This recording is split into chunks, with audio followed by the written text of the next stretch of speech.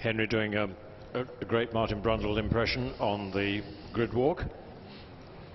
So the grid is being politely cleared. One or two interesting developments. John Young, ladies and gentlemen, in car number 8, the Motorcraft Autocar Capri, should be starting on the inside of row 7, but he's not. He's at the back of the grid. He's joined the back of the grid. Missing from row 2 is Duncan Mackay, whose Capri broke on the warm-up lap. Row 10 is without number 52, Mike Bell. We will give you the full rundown in a while. Mike Bell with the Jägermeister RS 2000. Row 11 is without number 40, Patrick Doyle, with the Mazda RX-7. And row 12 without 19, David Swig, with his Triumph Dolomite Sprint that blew its top hose very early in qualifying this morning. And clearly the damage was more extensive than they hoped when it was towed back to the paddock. So David Swig, dramas at Goodwood over the last couple of seasons, but the grid walk is just being cleared. That was fantastic. What a great sight that was. A lot of enthusiasts down there mingling with the cars. Here is the grid then. On pole position, number 1, Nigel Garrett with the Brute 33 Chevrolet Camaro. Alongside him, 14, David Clark in the Bastos Camaro. Then number 9, Peter Mallett in the Rover 3500 that Tiffany Dell qualified. Second row, number 2, 10, Richard Mines, but missing, I'm afraid, Duncan Mackay in 11. Row 3, Nick Swift with the old Richard Longman Mini, the Patrick Motorsports coloured Mini, number 60. Chris Ward in the Rover should be coming through strongly, the Patrick Motorsport car number 6, and 3, Paul Pochiol in his Esso Ford Capri. Row 4 is 57, Peter Clements with the bright green Ford Escort RS 2000, an addition to your programme. 25, Phil Perryman with the UFO Jeans BMW 530i. Row 5 is 17, Ian Cowley with his Mazda RX-7. 63, Glyn Swift with the John Mowat Mini 1275 GT, and as you heard John Mowat here this weekend. And then 4 is Stuart. I was checking that one. Stuart K, is it? Yeah, with his Ford Capri, the triplex car. Row 6 is 33, Ken Clark, Dolomite Sprint, and 26, Anthony Robinson in a Dolomite Sprint. Row 7 is 8, Steve Soper. Yes. Row 7 is not the Steve Soper, John Young Capri, because that's at the back, but number 8, 2, Rawdon Welby is there in the Rover, and 5, Chris Snowden in the Alpha. Row 8 is 7, Pierre-Alain Thibault in his Capri, and 42, Ludovic Lindsay. No, it's not Ludovic Lindsay, it's his co-driver, isn't it, in 42. It's Mark Waghorn driving that car, and then 44, John Morris, and 15, Mark Fowler, and 27, David Thomas. Row 10, no sign of 52, Mike Bell, but 12, Adam Brindle is there, despite having problems this morning. 11, throw is 22, John Edwards. 21, Martin Spurrell. No Patrick Doyle in 40. And row 12, no David Swig, but there is number 20, Tim Morley. And at the back, John Young starts in the Capri.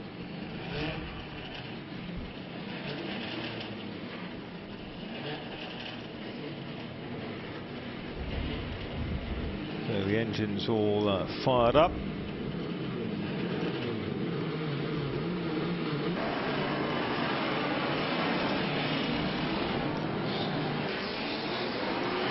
So the green flag lap for our first race of the weekend. These cars will come round, pause on the grid again, and then the race is underway. I noticed too that the ICS Commodore is way down towards the tail of the field, qualified mid-grid and has shifted to the back. But the main thing you need to know is it's 2 Camaros that are starting on the front row, joined by a Rover SD1, and then behind we should have had 2 Capris. We have only 1 because Duncan Mackay, as Marcus pointed out, will not be starting the race. And then behind we have the full mix with, of course, Nick Swift in his Mini on row 3 and every other sort of touring car, saloon car you would have seen 30 years ago and more doing their deeds. In fact, almost 40 years ago with the replica of Stuart Graham's winning car from '75 leading our way round. So we all will have favourites in this race, and the order's been somewhat shuffled, so look out for John Young starting at the very back in the Autocar Capri, number 8, but all eyes peeled on the front. This only a 15-minute race to decide the grid for tomorrow's 2-driver race, so mostly the owners in the cars, and let's hope they can do a good job. Good to see that Duncan Mackay's car is ready to start from the pits. And good also that there doesn't seem to be an oil trail around the circuit. Do you remember, was it last year in one of the touring car races, there was a bit of some tactical shuffling and the car started from the pits and hurtled through with a camera on Mr. board. Pirro. Mr. Pirro. Absolutely. Senor Pirro. Yeah, this is going to be a terrific race. I think every race at the members' meeting last year was nip and tuck and close run. It was.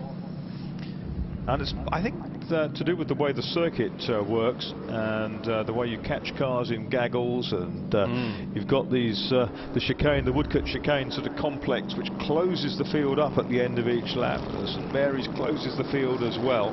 You've got these 2 burbling Chevrolet Camaros, big 5.7 litre Camaros. Also made them in 7 litre versions, didn't they? 7.4 litres, but these are just fantastic. So we're going to be on board with that, with Nick Swift in the Mini.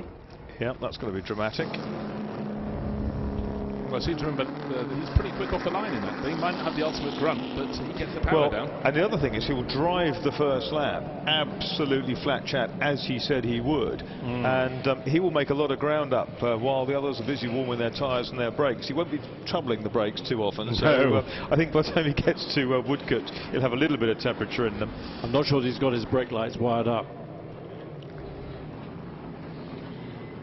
So take your pick. You've got 2 different sorts of Chevrolet Camaro on the front row. That's the newer one from 1979, the Bastos liveried car, number 14, with David Clark at the wheel. But starting from pole position is the number 1 Fabergé Brute 33 liveried car with Nigel Garrett. On the outside, the front row is car number 9, the Daily Express Rover, with Peter Mallet on board. Yeah, this is fantastic. There's the 73rd members meeting banner over the top. The Gerry Marshall Trophy Part 1 under the governorship. Missed that one, as it were. Tom Alexander. Tom Alexander. Here they go, and the Camaros and the Rover go out. Very quick off the blocks was Chris Ward in the blue Patrick Motors Rover, which is up into 4th place by the looks of things. Yes, Chris Ward up there. And up the inside goes the Mini. And Nick Swift comes through into 5th place behind the blue and yellow Rover. And almost rounded. Yeah, absolutely incredible. We've got Dolomite on the grass. We've got one of the Hermitite Capris on the grass there. That's Mark Waghorn. Is it? Yeah. And again, little Mini pushing on hard. There's Nick Swift chattering to himself. Come on, he's saying. Well, there's not enough space for his car. He's trying to go down the inside of one of the Rovers, but he's nipping. He's going to go between the 2 of them into St Mary's, and he does them both up the inside. You can see the Daily Express one going back. I have Peter Clements on the grass on the inside of St Mary's. He's made it through, but the star of the first half of the lap has been Nick Swift, as we thought. But the way he went between the 2 Rovers, between the King before St Mary's and getting to St Mary's, and took them both. Was there a number 11 started from the pit lane, run off the track at St Mary's across the grass. He will rejoin. Maybe it is leaking oil. Yes, let's hope not. But there's look at that, smog. Just as they go through, kicking up that dust, but down they come, down the long straight. Phil Perriman in the middle of things there with the BMW, up behind the Esso Capri. That's the Pocho car, I think. Said he was having brakes trouble in practice, but it seems fine now. That's Nigel Garrett who leads the way in the Fabergé Brute car. Then we've got David Clark in 2nd. Up into 3rd there is Swift, ahead of the Chris Ward number 6 Rover, which doesn't seem to be going as well as we'd have expected. It was a very quick car here last year. Then Peter Mallet in 9 is in 5th place, 3 Paul Pocciol is in 6th, 25 Phil Perriman is in 7th place, 10 Richard Mines is in 8th, Pierre-Alain Thibault, the Belgian, in number 7 Capri is in 9th place, and Kay in number 4 is next. Into the pits, unfortunately, and out of the race is the VW Golf GTI, and that is the car of Jim Morris, out after 1 lap. Well, the change has happened for 3rd place, and we have Ward now up in car number 6, the Rover, the JD Classics entry, and he's having a look at 2nd place down into 11th. He won't quite make it inside David Clark in the Bastos Camaro as they get down to the first of the Lavants. And you know what? Give him half a chance. Nick Swift will fight his way back, and he had a try on the second part, but when he gets onto the straights there's nothing he can do as the Camaro and the Rover with far more horsepower just leave him for dead. But once he gets up to the next tight section of corners through Woodcote and into the chicane, that little Mini with Nick Swift will be right back on their heels.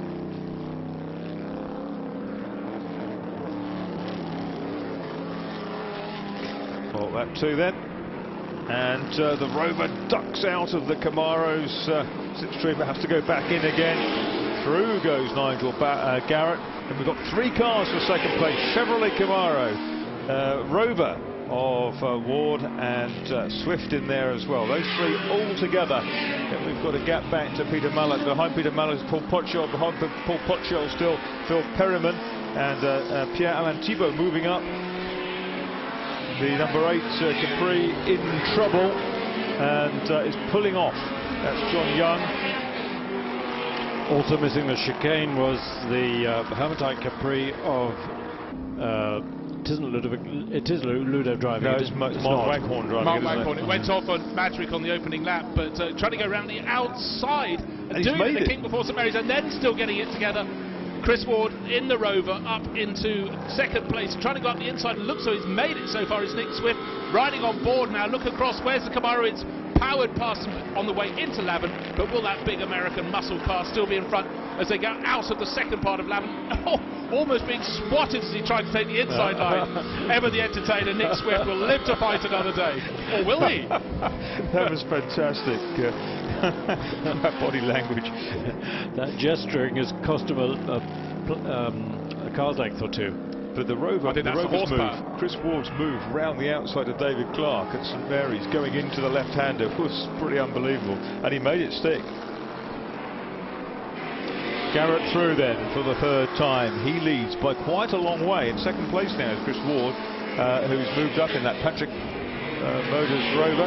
David Clark down to 3rd place, and Swift on his tail in 4th. Swift by name, Swift by nature. A gap back to Mallet and Pochol and Perryman. And then you've got the Belga and Bastos Capris going through there together. That's Mines and Thibault.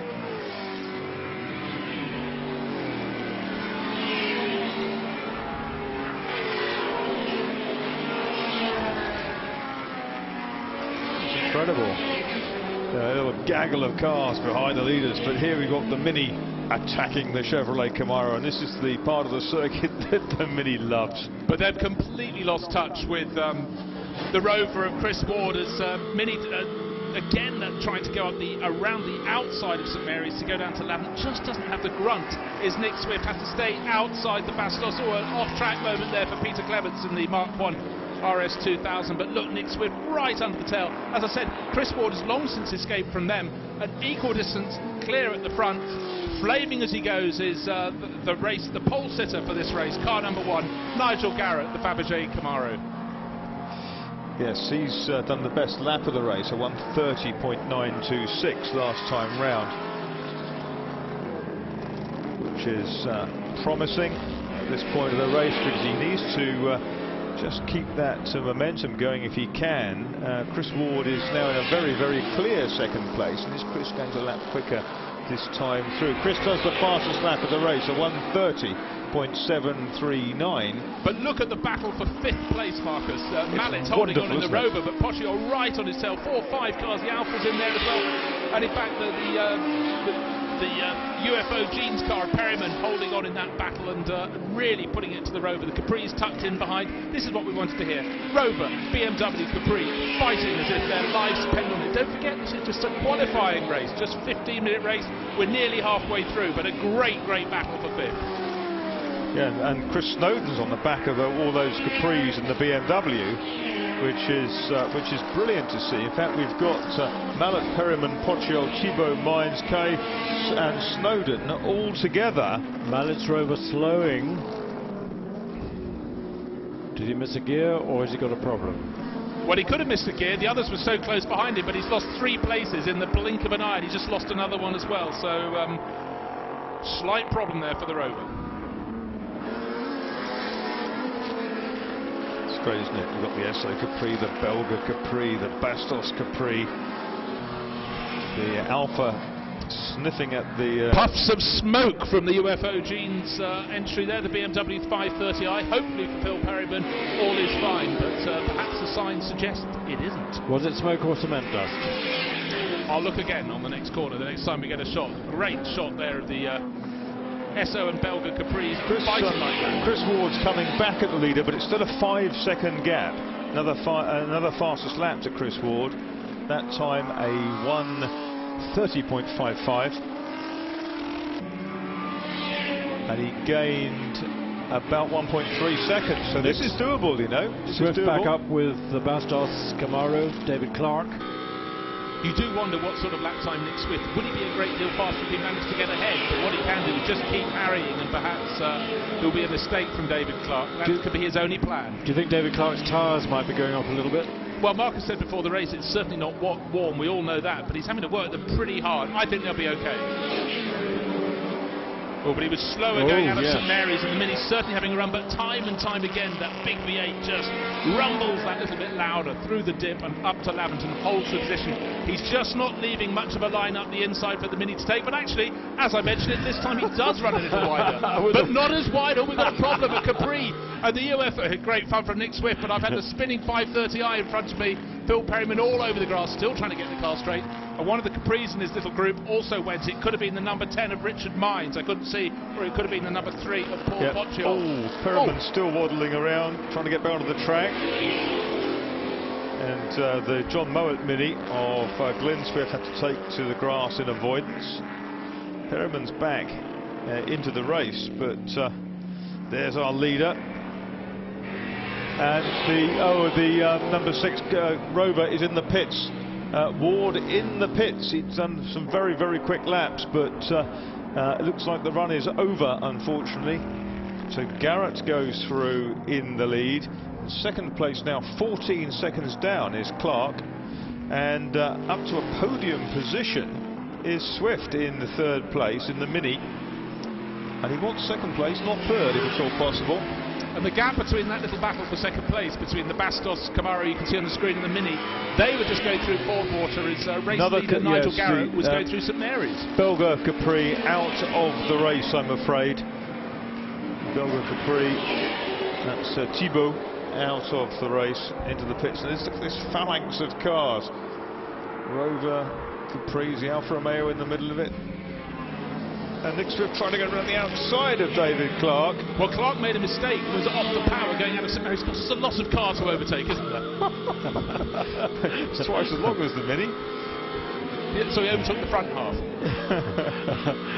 I think every gesture by Nick costs him a car's length. The number 4 Capri is out as well. The triplex car has just come in. Nigel Garrett now with a big lead over David Clark. Can stroke it to the finish. 4 minutes to go. Nick Swift still battling the big Camaro. 2 V6s, Capri versus Alpha.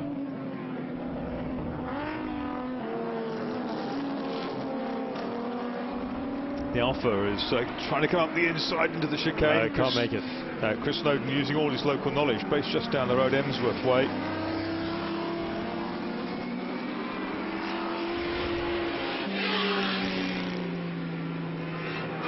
Well, this battling is as it should be and as it was. Capri, Alfa Romeo, Rover, and another Capri at the back of the circuit.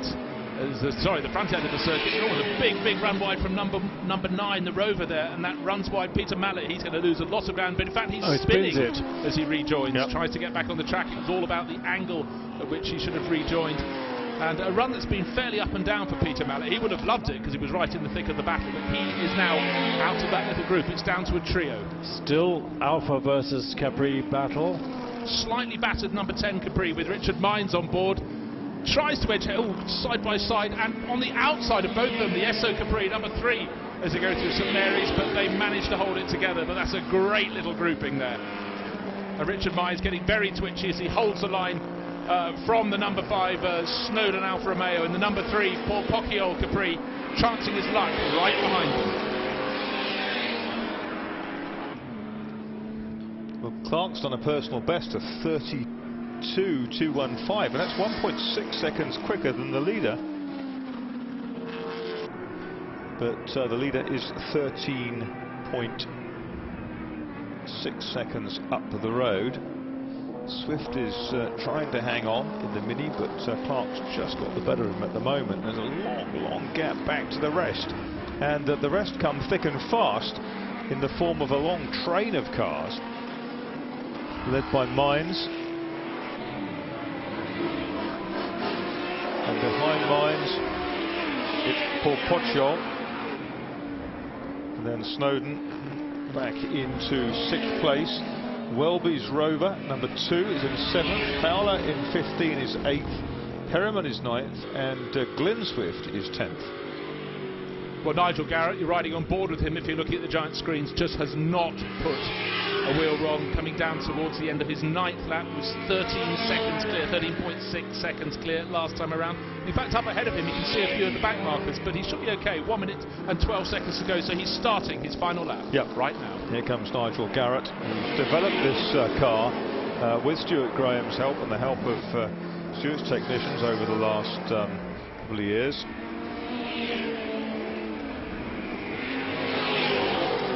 The 2 Chevys are out there then ahead of the leader. Another personal best, a 31.3 that time, 31.349 from David Clark, brings him to within 11.2 seconds of the leader. But Nigel Garrett playing it safe, playing it easy. Ex-Dolomite sprint racer, Nigel Garrett. Yes, both Clark and Swift in 2nd and 3rd setting their personal best, but that's the only reason that he's pulling clear. They're going faster and faster. Garrett in the lead in the number 1 Camaro, just gone through some areas. He can run at the speed he feels like for the remainder of this race. Here come the rest. Oh, one of the Capris has gone straight through. That's Pocciol. Missed the chicane, but safely got it back together. He's still side by side with Chris Snowdon, but it's Mines, Snowdon and Pocciol who missed that chicane. Pocciol in 3, and Welby, Perriman, Fowler and Swift. So Perriman recovering after that moment. Swift is Glyn Swift, father of Nick. Nigel Garrett just coming down into the chicane on the final lap. Does the Dolomite Sprint stay out of the way? No, it clings to its line. And as they come up towards the flag, the Chevrolet Camaro is outside the Triumph Dolomite Sprint, which is lapped, and it's a win then for Nigel Garrett. Very well deserved win for him, beautifully driven, holding off Chris Ward in the early stages. David Clark in 14 is 2nd. Nick Swift is in 3rd place in the Mini. He's absolutely overjoyed with that, bearing in mind that he started on row 3 of the grid in net 5th place, because Duncan Mackay's Capri had to start from the pits. So in 4th place, we're waiting to see whether Richard Mines can hang on. He was leading as they came through St Mary's, and there he is with Pocciol behind him. He still is. Then Snowdon. It's amazing how Perriman caught back up. Pocciol may well be penalised for jumping through the chicane the last time round and perhaps gaining an advantage. But there we go. It's Mines in 4th, Pocciol 5th pass, and then the Alfa and the BMW together, Snowdon and Perriman. And then Fowler, Welby and Swift behind them in a trio. So that was a pretty tight gaggle.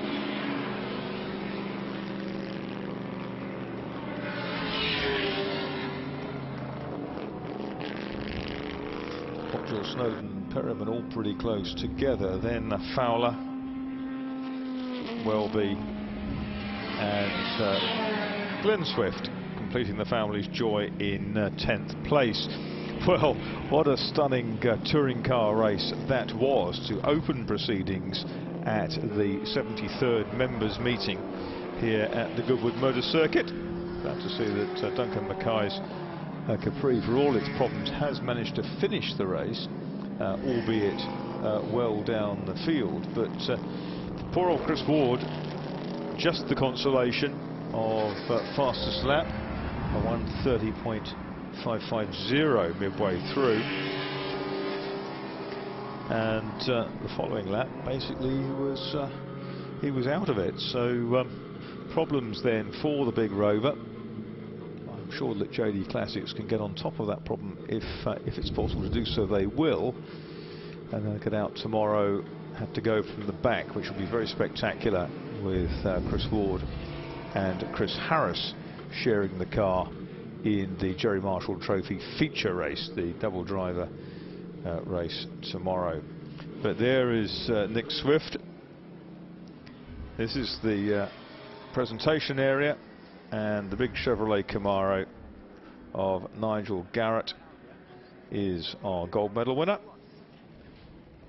The Fabergé Brute 33 tribute car, replica of the Stuart Graham car of 1974. Then the Bastos Chevrolet Camaro, David Clark. Here is the result in Gerry Marshall Trophy Part 1 under the governorship of Mr. Tom Alexander. First, number 1, Nigel Garrett with the Chevrolet Camaro. In second place, number 14, David Clark with the Bastos Chevrolet Camaro. Third, number 60, Nick Swift with the Patrick Motorsport Mini 1275 GTX car, number 60. Fourth, number 10, Richard Mines for Capri Bastos.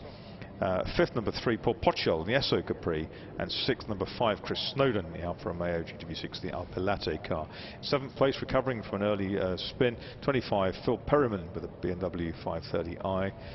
In eighth place, number 15, Mark Fowler with his Ford Capri. Ninth, number 2, Rawdon Welby with his Rover, the Sanyo car. 10th, number 63, Glyn Swift with the John Mowat Mini. 11th, number 20, the first Dolomite Sprints, that's Tim Morley, who came all the way through the field in number 11. And in 12th place, number 27, David Thomas with his Pepsi Gauloise Ford Capri. 13th, 42 is Mark Waghorn in the Hermitite Ford Capri. 14th was number 12, Adam Brindle with his Rover. 15th, number 9, Peter Mallet, fading with the Daily Express Rover. 16th, Peter Clements, who went herbaceous partway through the race in 57, the Ford RS 2000. 17th, number 17, Ian Cowley with the Mazda, the Pentax RX-7. And in 18th place, 33, Ken Clark with his Dolomite Sprint. So that's the top 18 in this race, and it's got us off to a great start. In fact, there's more. 22, John Edwards was 19th in his Dolomite Sprint triplex car. 20th, 21, Martin Spurrell with the Opel Commodore GSE. 21st, number 11, Duncan Mackay with the BP Ford Capri. Then number 4, Stuart Guy was 22nd with his triplex Capri. 23rd, although it didn't finish, was Chris Ward, actually Nordic Guy for that matter, with the Rover. And 24th, number 7, Pierre-Alain Thibault. There was a big kind of sort out mid-race, wasn't there, and various cars fell by the wayside soon after that.